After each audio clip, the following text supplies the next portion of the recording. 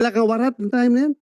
Nasa bulsa ko po, Your Honor, kasi po magsaserve po kami ng warrant of arrest. Kaya nga, paano kayo magsiserve kung walang warrant? So dala-dala yung warrant. Dala po namin, O Your bakit Honor. sabi mo na walang warrant? Magbabalidate pa lang kami that time, Your Honor, nung Sandali. Mr. Bakit Chair. mo sinabi na walang warrant? Mr. Chair, alis na lang ako rito. Hindi ko matiis.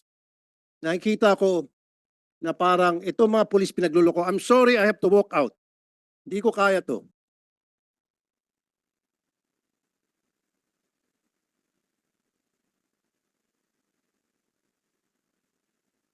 Dahil patuloy tayo, tuloy.